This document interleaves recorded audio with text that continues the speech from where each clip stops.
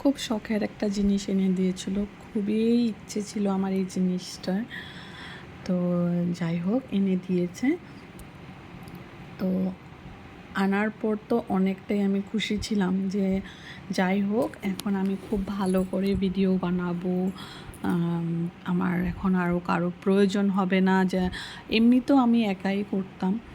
তো যাই হোক এই ভেবেই এটা আনা হয়েছিল।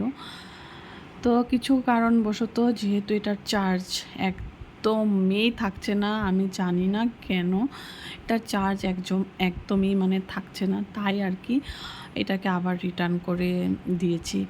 তো আমার খুব মানে খারাপ লাগছিল, তাই মানে ভিডিওটা করলাম। তো যেদিন এসেছিলো সেদিন তো আমি খুবই খুশি ছিলাম।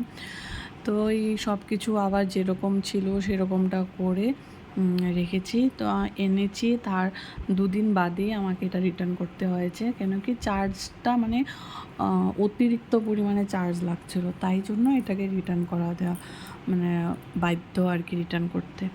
তো যাই হোক আবার দেখে টেখে ভালো করে একটা আনতে হবে। তো হ্যালো এভরিওয়ান, কেমন আছো তোমরা সবাই? আশা করছি সবাই ভালো আছো, আমিও অনেক ভালো আছি। তো এইটা আমার মানে একটা ছোট্ট মোট্ট ব্লগ। তো সারাদিন যেটাই করি সেটাই তোমাদের সাথে শেয়ার করি, আর সেটাতে তোমরা আমাকে অনেক অনেক ভালোবাসা দাও। আশা করছি আগামী ভিডিওগুলো তুমি অনেক অনেক ভালোবাসা দিবে। তো এই জিনিসগুলোকে সব সুন্দর করে ভরে এবার রেখে দিলাম, যেটা যেরকম ছিল আর কি সেটা ওইভাবেই প্যাকেট করে রেখে দিয়েছি। যেহেতু রিটার্ন করতে মানে আসবে ডেলিভারি বয়টা, ও তো চেক করেই নিবে, তো ওইভাবেই সব সুন্দর করে রেখে দিচ্ছি। এই দিনটা ছিল সানডের দিন। তো সবাই কাজেই ছিল, আর ছেলেও গিয়েছিল আর্ট ক্লাসে। তো আমি কি করব একা একা।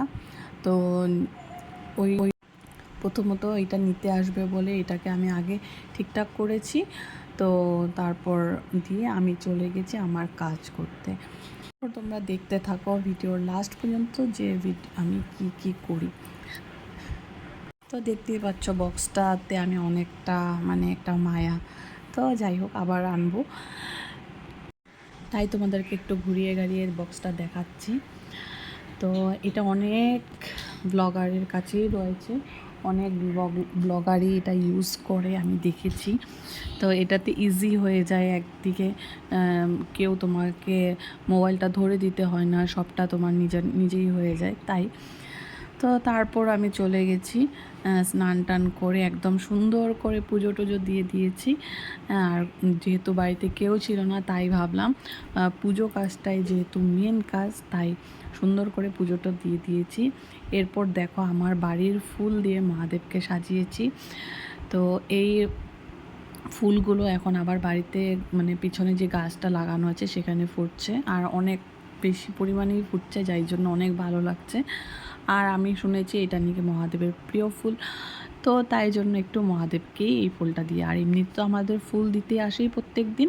তো এই দেখো লাড্ডুকেও সুন্দর করে সাজিয়ে টাজিয়ে দিয়েছি, লাড্ডুকেও মানে গাঁদা ফুল দিয়ে সাজিয়ে এরপর পুজো দেওয়াটা আমার হয়ে গেছে।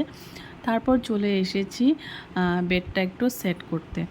তো যেহেতু অতিরিক্ত পরিমাণে গরম পড়েছে, আর যেহেতু আমাদের এসির সেরকম কোনো কানেকশন করা হয়নি, মানে কানেকশন রেখেছি কিন্তু এসিটা আনা হয়নি, তো তাই দুই তিনটা ফ্যান লাগে। আর উপরে সিলিং ফ্যান চালালেও সেরকম মানে হাওয়াটা শরীরে লাগে না, তাই জন্য দুটো টেবিল ফ্যান ইউজ করা হয়।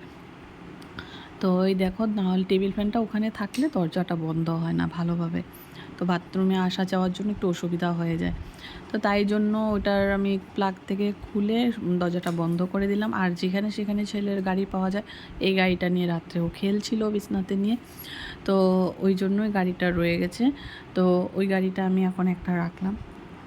এইভাবে বাচ্চা বাড়িতে থাকলে যা হয় আর কি তোমরা জানো, যাদের এরকম ছোট বাচ্চা আছে তারা জানবেই যে এরকম বাচ্চা বাড়িতে থাকলে কিছু না কিছু খেলার জিনিস এদিক সেদিক পড়ে থাকে, সেটা কোনো বড় ব্যাপার না। তো যাই হোক আমি বেডটা সুন্দর করে ঠিকঠাক করে নিচ্ছি। এরপর দেখো এই দেখো নিচে আরেকটা গাড়ি পেয়েছি, সেটা আমার পায়ে পাড়া লেগেছে, তাই বলে জানলাম যে নিচে আরেকটা গাড়ি ফেলে রেখেছে। তো এই যে গাড়ি আরেকটা উঠিয়ে নিলাম। আর যারা নাকি হাউসওয়াইফ বাড়িতেই 24 ঘন্টা থাকে, তাদের একটু ভিডিও বানানোর জন্য কি ব্লগ দিব, কি প্রত্যেক দিনেরই কী একই রকম দিব, সেটা নিয়েও একটু একটা চ্যালেঞ্জের ব্যাপার হয়ে যায়।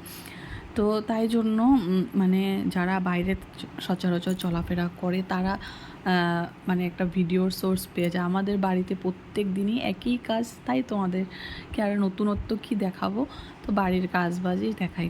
তো এরপর আমি ছেলের আওয়াজ পেয়েছি যে ছেলে আসছে, তো তাই জন্য আমি লুকিয়ে রয়েছিলাম। এই দেখো একদম মানে নিচের থেকে ও মানে ডাকতে ডাকতে আসে, তাই জন্য আমি বেরিয়ে এসেছি। তো ওর পাপাও এসে পড়েছে বাজার নিয়ে। তো প্রায় 9টাতে যায়, তো আস্তে আস্তে প্রায় 11:30-তে আসে, 2-2.5 ঘন্টা বাইরে থাকে। তো অনেকটা সময় আমি একা একাই থাকি বাড়িতে, একা একা। তো কী করবো জানোই, তো ওই জন্য একটু আসার পর একটু আদর করছিলাম ওকে। আর ও একটু ক্যামেরা কনসিয়াস, তো মানে ক্যামেরা দেখলেও ও অতিরিক্ত হ্যাপি হয়ে যায়। তো ও আমাকে একটু আদর করে দিল। তারপর দিনের যা কাজবাজ ছিল সেগুলো করে সন্ধ্যার সময়ে লাড্ডুকে সেবা দিয়ে এরপর এসে পড়েছি লাড্ডুকে শয়ন দিব বলে। তো যেহেতু আমাদের লাড্ডু খুব সুন্দর শৃঙ্গার করে, তাই করাতে তো ভালোই লাগে বেশ। এরপর খোলার পর একটা একটা করে দেখে দেখে খুলতে হয়, কেন কি জিনিসগুলো খুব ছোট ছোট থাকে।